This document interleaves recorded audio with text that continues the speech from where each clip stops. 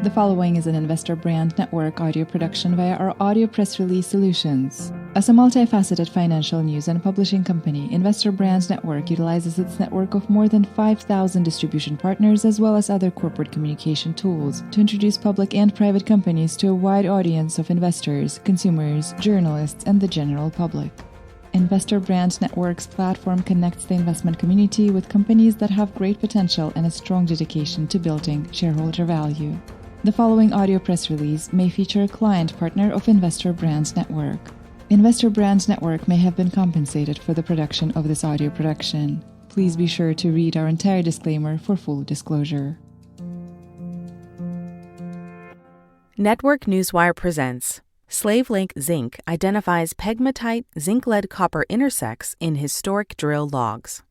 Lake Zinc Incorporated, or SLZ on Canadian Securities Exchange, has reviewed historic drill logs recently obtained for 13 drill holes reported by American Yellowknife Mines from drilling conducted in 1951 at the MCO targets on the west side of O'Connor Lake.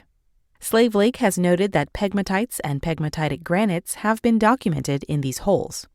Pegmatites were reported and ranged from less than 1 meter to over 10 meters in drill section. Exploration in 1951 was designed to test for zinc-lead-copper mineralization at O'Connor Lake. There was no evaluation for lithium or tantalum-columbite mineralization, which are now a necessity for electrification or green energy. The historic drilling occurred approximately 7 kilometers west of the company's original shaft zone deposit. Major structures comprising high-grade zinc-lead mineralization, similar to those at the O'Connor Lake shaft zone, were discovered west of O'Connor Lake prior to 1950 and were the target of the early MCO drilling.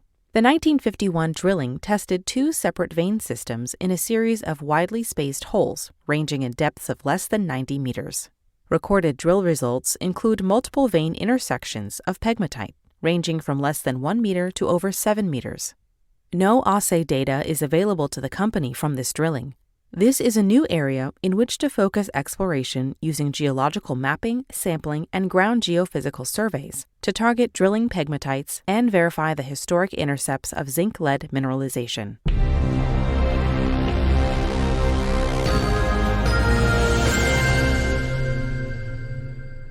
The company is looking to establish a resource at the O'Connor Lake project and can achieve this by a confirmation drill program of the historic intercepts, as well as targeting additional areas for zinc-lead mineralization. As part of this program, the lithium potential of the known pegmatites will also be evaluated.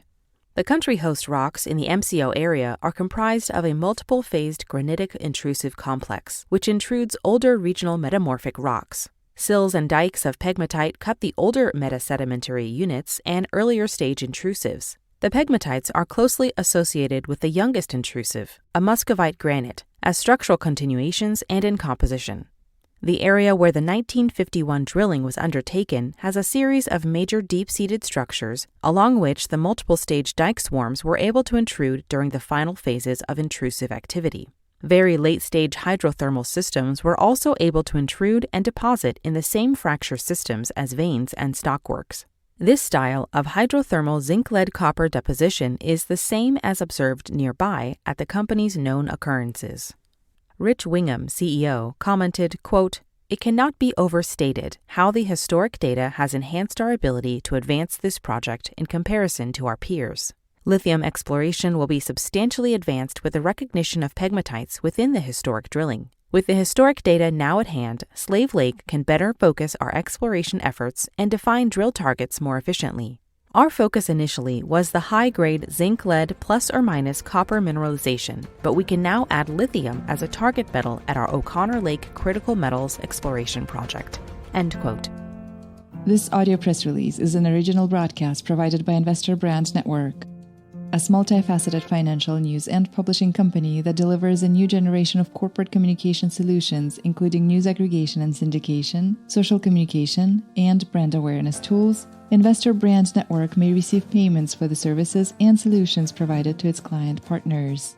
You should assume that the owners, officers, and directors of Investor Brand Network or financial analysts mentioned in this audio production may hold a position in and may intend to trade the securities on their own accounts. This audio production is not an offer or recommendation to buy or sell any securities mentioned in this audio production.